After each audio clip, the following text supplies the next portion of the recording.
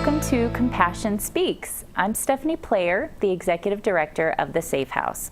I'll be your host for this show where we give nonprofits a voice in the community. Today, our guest is Kara Ransom Wright, the Program Coordinator for the Northern Arizona Center Against Sexual Assault, also known as NACASA for short. Welcome, Kara. Thank you.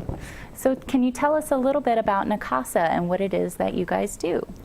Sure. NACASA is an outreach program of North Country Healthcare, and we take care of victims of sexual assault across 3 counties, including Coconino, Navajo, and Apache in northern Arizona.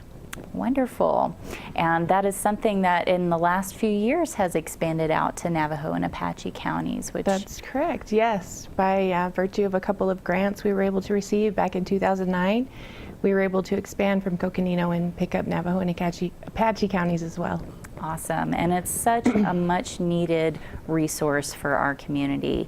It's the one and only resource to provide services to victims of sexual assault in these counties.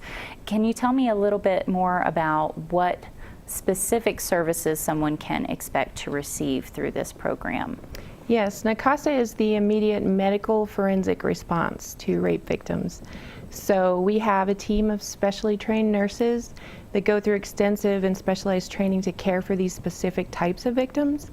And so within about 5 days of an assault is when we can care for them, is our time frame. And what the nurses will do on our team is provide immediate medical care, give a head-to-toe full medical assessment of the patient, get the history of the incident, and then treat any injuries, and also provide prophylaxis medications to prevent sexually transmitted infections in pregnancy.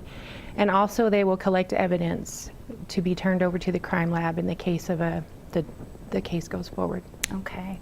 And one thing that the reason why I wanted you to come here today is April is Sexual Assault Awareness Month. And yes. So we have this opportunity to share with our local community and bring awareness to them that sexual assault exists in every community across the world. And we have to stand together to be able to really bring an end to this kind of crime going on in our communities. And one thing that you kind of touched on, and I wanted to make sure that everyone here knows about it, is when someone comes forward with having been sexually assaulted and they don't know what to do, they don't know if they want to move forward with a case, if they want to talk with law enforcement and involve them, if they want to prosecute, if they want to go through any of those steps. And sometimes there can be fear involved. It can be a very scary process and situation for these victims, understandably. NACASA has some options for that, don't they? That's correct. A victim can get care from NACASA whether or not they choose to report to law enforcement. And like you said, sometimes they don't know whether they want to go forward with a case and a prosecution or not at that moment right after the assault. So the good thing about that is they can still come to NACASA, they can still see our nurses and have the full evidence collection done and not have anything go forward as far as law enforcement goes until a later time when they might decide to do that. If they never do, that's fine as well, but at least they get their immediate medical needs taken care of and they can be assured that they're okay or have any injuries treated. And all of that's really important right after an assault to help begin the healing process. Absolutely. And part of that process also involves advocacy. There's advocates that are there to kind of walk them through the process and be a kind of guiding hand and a hand to hold throughout the process, however much that particular victim wants to move forward. And those advocates also come from the White Mountain S.A.F.E House to be able to be there with them and help them through that really difficult time and kind of just be their ally throughout that whole system. Mm-hmm. One thing I wanted to kind of touch on, there's a lot of misconceptions and myths about sexual assault that a lot of people just don't understand. Mm-hmm. And I think it's passed along through families and social norms and what we see in the media and through social networking and It's really important for us as advocates and as individuals that are taking a stand against sexual assault to kind of really set the record straight on what in fact is true and what is a myth.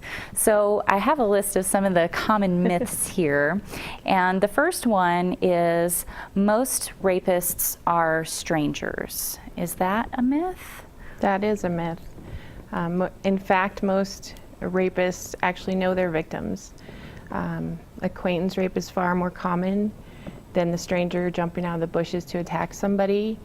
A lot of times grooming is involved, and perpetrators will prey on somebody and, pick a vulnerable person and then attack. So it is a myth that they're strangers most of the time. And I think that's probably one of the most common misconceptions people have, is they have this idea that it happens down dark alleys. And in fact, I think over 75% of female victims actually know their assailants. And so that's astronomically high as far as how many are reported. Mm-hmm. And I'll lead into that as well, that rape is one of the most underreported crimes in the country. Yes. And why do you think that is?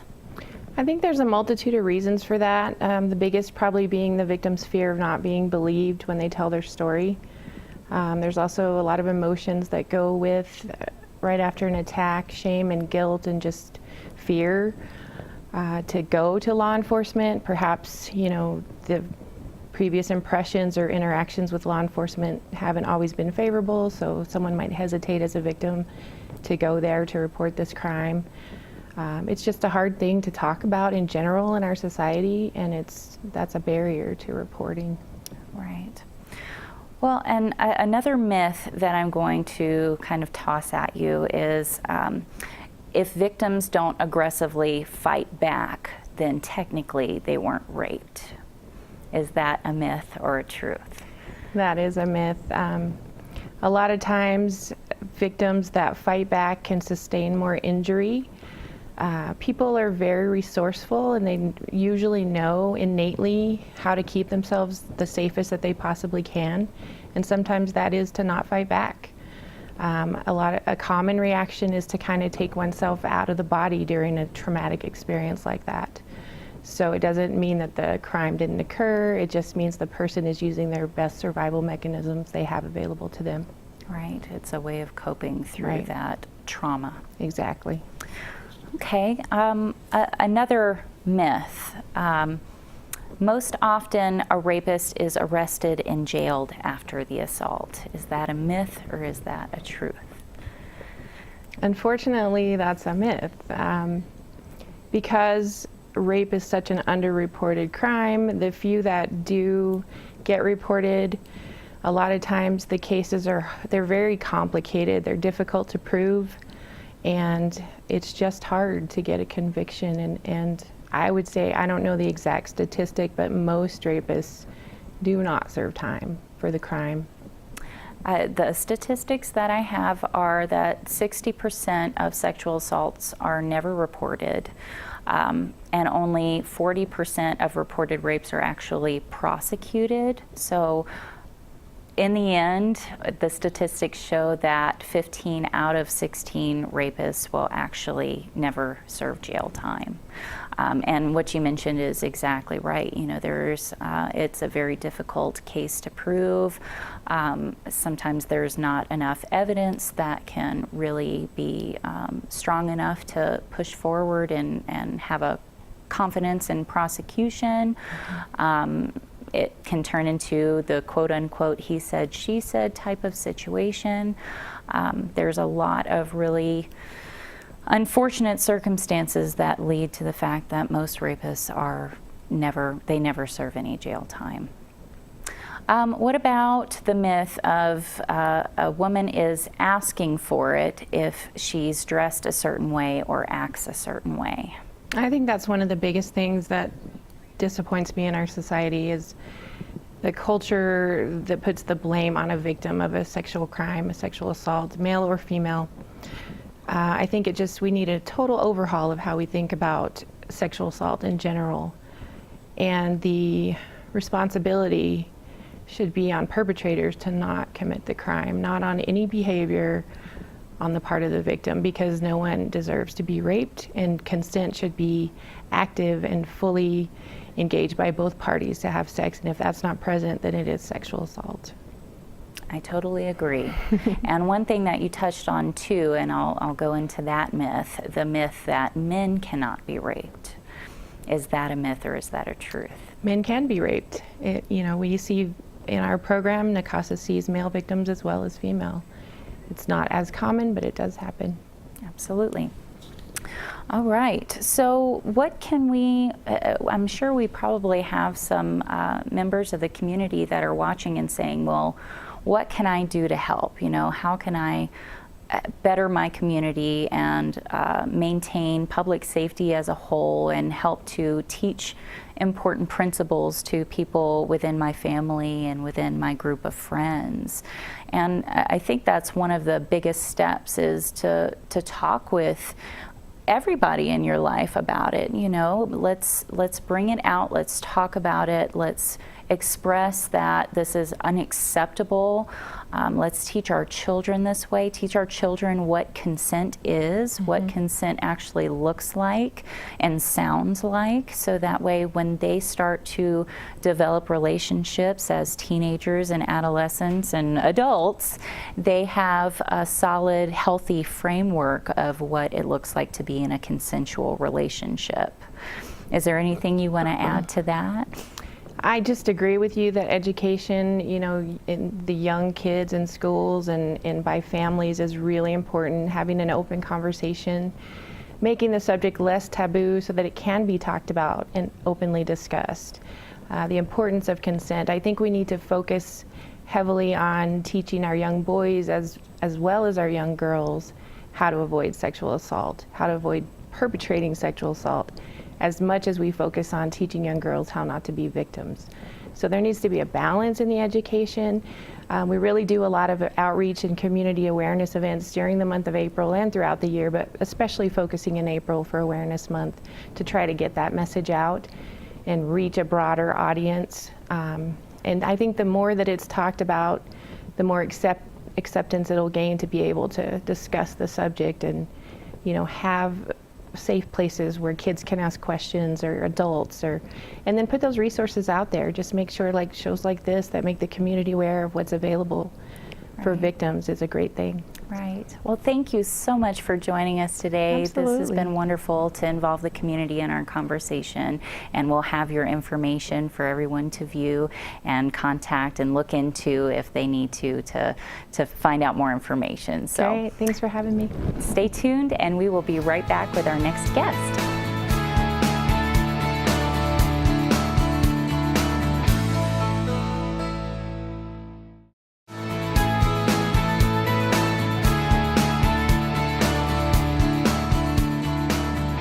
Welcome back to Compassion Speaks. Joining us now is Cindy S.A.F.E, the Executive Director of Old Concho Community Assistance Center, otherwise known as OCAC. Welcome.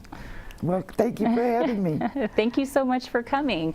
And we're here to spotlight what it is that you do at your organization, what your organization does to help the local community. So I hope that you can maybe tell us a little bit about that. Well, Old Concho was founded in 1998. Wow. And we do a little bit of everything. We have a food bank and a thrift store, and we do energy assistance, and we also do housing. We do special needs housing, and then we serve the homeless. Wonderful. That's a wide variety of services that you provide to local community members. So how do people, if someone is in need, what do they have to do to be able to request any of those services from you? They can call my agency number at 928-337-5047, or they can certainly stop by the agency, which is located in Old Concho, which is Highway 180A and Highway 61. We're right on the corner there. Okay. So I know that a lot of people that watch this program want to be involved. They want to help their local community. Is there any way for someone who may want to volunteer or possibly even donate that might be able to help your program? How could they go about doing that? Well, people are always more valuable than money.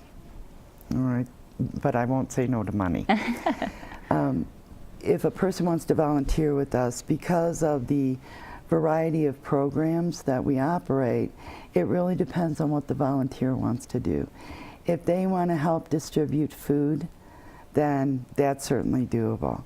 If they want to work in our office and answer our phone, come on in. We cook lunch on site. If they'd like to work with our clients, like to mentor our homeless, we can certainly arrange that too. We always welcome that kind of support. Nothing's better than that one-on-one to help the people that we serve. Absolutely. And I'm glad that we're bringing up all the different parts of your program and how you guys help everyone. What can you give us a definition of what homeless is? According to HUD, which is who funds everybody eventually, there are 3 conditions of homelessness. One is being released from a hospital or institution which you have been in for 30 days or more. The second one is living in a place not fit for human habitation, i.e. a car, a bus, a tent, an abandoned building, a travel trailer with no hookup or anything. And then the third one is having been evicted from your last known residence. So, and those definitions sound really loose. And in a sense, in rural Arizona, if I went strictly by that rule, think of all the people that live up here on their own land in a camper shell or something. I could just run around saying everybody was homeless. But it's really that person's idea. We ask the question, do you have a safe place to sleep tonight? All right, and if they don't, then yes, they are homeless. Okay, I think that's a good guideline to go by, because everyone has a different definition of what is homeless and what is not. And I'm glad you brought up those examples to share with everyone. And I hope that through this process that people that may not have ever heard of your program can now make that association either for themselves personally now or in the future, or someone that they know that they care about, that they want to see move forward and get the help that they need. So great. Is there a difference between urban programs and rural programs that serve the homeless? Greatly, and there's 3 things which I'm sure you're aware of. Number 1 is the resources. There really are very limited resources in the rural areas. In the urban areas, they can be given bus passes or cab tokens, or the agency that's providing the service will come to them. Social Security will come at a shelter and take applications, or the veterans will go to the shelter and do applications for the veterans. Well, as you and I know, the mileage just between towns and offices can totally cripple a person that's trying to get help. Absolutely. And so that's one of the differences. And unfortunately, when they design programs in Washington or wherever, they don't realize that there is no transportation in most of the county. There is no hub of community services, for the whole county. They don't realize that we are just 6,000 square miles of many different towns with assorted problems. And unfortunately, transportation is a big issue. So that's one of the differences is the resources and the transportation. The other thing is the availability of affordable housing. Yes, that is a common concern that we too share at the S.A.F.E House, is finding affordable housing for our clients, and we share a lot of the same clients do. as well sometimes. So it's a huge struggle to find something that is affordable for low-income individuals or families that we know that they will be able to afford now and long-term, for that to be a potential long-term setting for them. Well, one of the problems that both you and I share when it comes to affordable housing, besides finding it, is that the conditions of some of the conditions that the property owners and managers put on their clients is not doable. People don't come to you and I for help because life has been easy. All right, there could be some criminal charges involved, Right. or there could be domestic violence for you or substance abuse for me, and by their right, they have a right to screen the people they bring into their programs. Right. So that could really, and then people that are homeless don't have credit. We're lucky if they have a driver's license, you know? Yeah. So, and same with you, they flee, they don't have credit. So there are some conditions that make it tricky for you and I to get those people into affordable housing. Right. Yeah, it is a constant struggle to be able to handle that particular issue amongst all the other issues that we're working on with the individuals, to make sure that they have something to exit out of our programs and be self-sufficient and safe and stable going forward in their lives. So I wanted to know too, because I don't think we've mentioned it yet, but you guys are located in Apache County, but does that mean that you just serve Apache County? Old Concho is the HUD provider in Apache and Navajo County. I serve my area that I've been awarded is Southern Apache and Navajo County off reservation. My dollars cannot go on reservation. I'm restricted in the service on the reservation because there's another agency that has dollars to do the service, so that we don't cross over. I have this area and there's another agency that has that one. Right. No reason to reinvent the wheel with that type of situation. We cover. So yeah, our we own. cover, I have housing, currently right now, Old Concho is housing 93 individuals and families. Oh, how wonderful. That would be homeless. We also have what we call multiple chemical sensitive housing, which we have 4 units of that. Oh. And that's a special needs housing program for people that are allergic to everything, basically, and it's a heartbreaking situation. Oh. But they could not come in the studio. It would make them very sick because of the glue and urine, my perfumes. Oh, wow. And stuff. So, in fact, DES has to go out and take their application outside because they can't go in the office. Oh, wow. So, but we're one of the few, in fact, that was thanks to the state, we're one of the few in the Southwest that have that housing. Oh, wow. And then Thank goodness. we have permanent housing for seriously mentally ill, both families and individuals. Oh. And it just, I feel so grateful at times knowing that, I mean, we can always do more. We always want to do more and expand and serve even more people than we're already serving. But the fact that we do have some types of programs available to help these individuals in our local areas. These are our neighbors. These are people that, you know, we know that have either lived here their whole lives in this area, or they've come through and now they've wanted to make this their home and they've come on hard times, or they're just not capable of being able to support themselves due to possibly having serious mental illness. There's so many different facets to what could affect someone and cause them to become homeless. But if we didn't have anything, we would have an even bigger issue on our hands. We were very lucky this year to have such a mild winter. Yes. Okay. Last year there were deaths throughout Navajo County that they found people that had frozen to death. And that's not discussed, and it's not put in the newspaper, and it's not talked about. But the White Mountains, people die every year in the winter due to being homeless. You know, and it happens, but the communities are so compassionate here. Yes. And one of the things that I realized when I travel the state and meet with other providers is that the counties are compassionate.